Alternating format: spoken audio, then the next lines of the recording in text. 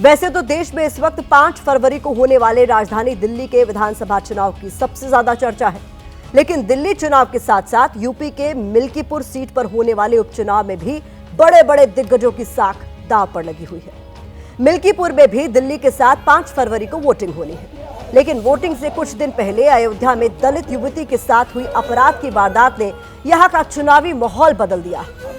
इस वारदात को लेकर अयोध्या के सांसद अवधेश प्रसाद के 2 वीडियो काफी ज्यादा वायरल हो रहे हैं। पहला वीडियो आज का है, जब समाजवादी पार्टी के अध्यक्ष अखिलेश यादव की रैली के दौरान दलित युवती के साथ दरिंदगी की घटना का जिक्र करते हुए अवधेश प्रसाद रोने लगे। इससे पहले रविवार को भी मीडिया के कैमरों के सामने इस घटना पर बोलते हुए उनकी आंखों से आंसू बहने लगे थे। रोते हुए अवधेश प्रसाद ने कहा कि अगर पीड़ित परिवार को न्याय नहीं मिला तो वो इस्तीफा दे देंगे। इस वारदात के बाद दलित मिल्कीपुर की चुनावी लड़ाई के केंद्र में आ गए। समाजवादी पार्टी और बीजेपी के बीच दलितों के मुद्दे पर वोट वाली जंग तेज हो गई है। आज अखिलेश यादव ने मिल्कीपुर में चुनावी रैली को संबोधित किया। इस दौरान उन्होंने कहा कि मिल्कीपुर की जनता बीजेपी की सांप्रदायिक राजनीति को हराने जा रही है। उन्होंने समाजवादी पार्टी के प्रत्याशी अजीत प्रसाद को जीता हुआ बताया। अखिलेश ने इस चुनाव को जनता बनाम शासन करार दिया। अखिलेश से पहले फैजाबाद से सांसद अवधेश प्रसाद ने भी बीजेपी पर मंच से जमकर हमला बोला। अवधेश प्रसाद ने बाबा साहेब के अपमान की बात कही, योगी राज में बेटियों के अपमान की बात कही, किसानों की बात कही और चुन चुनकर योगी आदित्यनाथ पर सवाल उठाए। उन्होंने कहा कि बेटियों की बात करने पर मजाक बनाया जाता है। इस उपचुनाव में असली मुकाबला समाजवादी पार्टी और बीजेपी के बीच है, इसलिए दोनों ही दलों के बड़े नेताओं ने खुद प्रचार का मोर्चा संभाला। कल इस सीट पर योगी आदित्यनाथ ने प्रचार करते हुए समाजवादी पार्टी पर सवाल उठाए थे। आज चुनाव प्रचार के आखिरी दिन अखिलेश यादव ने प्रचार किया। मिल्कीपुर उपचुनाव का प्रचार आज शाम थम गया है, लेकिन अखिलेश यादव, अवधेश प्रसाद और योगी आदित्यनाथ के बयानों से साफ है कि चुनावी मुकाबला बेहद दिलचस्प है और इस सीट पर मिली जीत बहुत बड़ा संदेश देने वाली है। मिल्कीपुर के लोग मिलकर के ऐतिहासिक वोटों से अजीत प्रसाद को जिता करके लोकसभा में भेजने का काम करेंगे। मिल्कीपुर का चुनाव भी आज राष्ट्रवाद बनाम परिवारवाद का चुनाव बन गया। योगी की राज में, भारतीय जनता राज में यह अन्याय अत्याचार हो रहा, हमको आप इजाजत दीजिए, हम लोकसभा से इस्तीफा दे देंगे। मिल्कीपुर के परिणाम की वजह से लखनऊ वालों को नींद नहीं आ रही है। जब एक करवट लेकर के सोने की कोशिश करते हैं तो उन्हें उत्तर प्रदेश की हार याद आ जाती है। समाजवादी पार्टी तो प्यार केवल करती है, किससे? ये आंसू बहाती है। जब कोई माफिया मरता है तो उसके यहाँ मर्सियां पढ़ने के लिए लोग जाते हैं। मिल्कीपुर की जनता दुधारू गाय चाहती है, विकास रूपी दूध जो दे।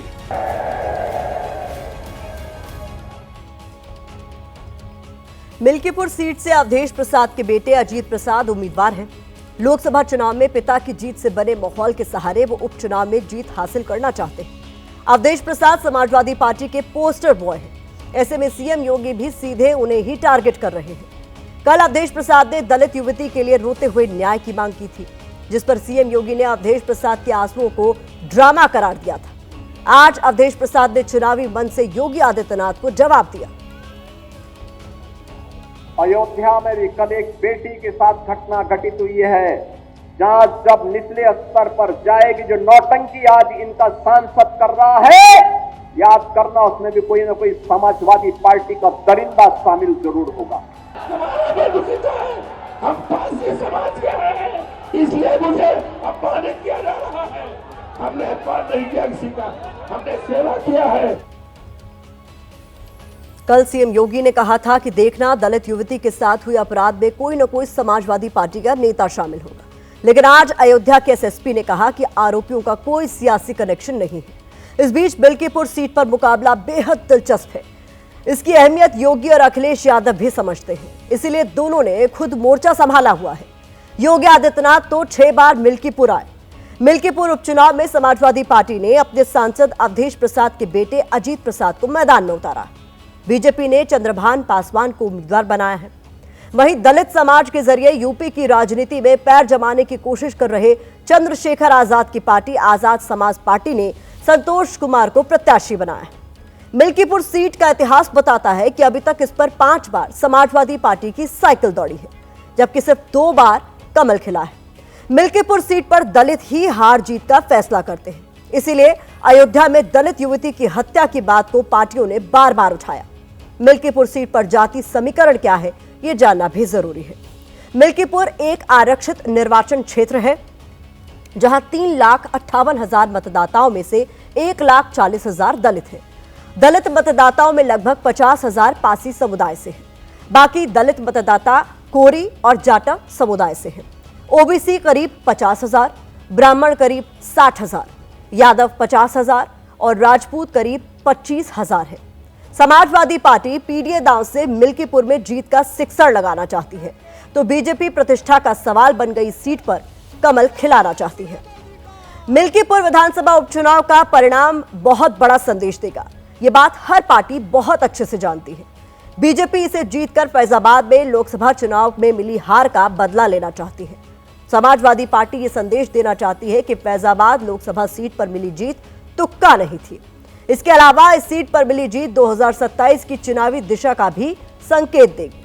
आज अखिलेश यादव ने भी कहा कि मिल्कीपुर उपचुनाव के परिणाम से निकला संदेश बहुत दूर तक जाएगा। उनका इशारा साल 2027 में होने वाले यूपी विधानसभा चुनाव की तरफ था। अखिलेश इसलिए भी कॉन्फिडेंट नजर आ रहे हैं क्योंकि यहां उन्होंने पिछले लोकसभा चुनाव में भी बड़ी जीत दर्ज की थी। साल 2022 के विधानसभा चुनाव में मिल्कीपुर से समाजवादी पार्टी के अवधेश प्रसाद ने जीत दर्ज की थी। सपा ने उन्हें 2024 के लोकसभा चुनाव में अयोध्या सीट से उम्मीदवार बनाया था। अवधेश प्रसाद ने लोकसभा चुनाव में बम्पर जीत हासिल की थी। उन्हें करीब 48% वोट मिले थे। अवधेश प्रसाद ने बीजेपी के बाबा गोरखनाथ को हराया था। बीजेपी को लोकसभा चुनाव में यहां 42% वोट मिले थे। मिल्कीपुर में 1,40,000 दलित वोटर हैं, यानी ये वोटर जिस तरफ जाएगा उसका पलड़ा भारी होगा।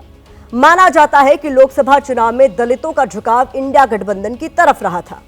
इसी वजह से बीजेपी अयोध्या जैसे धार्मिक केंद्र की सीट हार गई। ऐसे में अब बीजेपी और एसपी दोनों का फोकस दलितों पर है, क्योंकि यहां दलित वोट ही हार जीत में निर्णायक भूमिका निभा सकते हैं।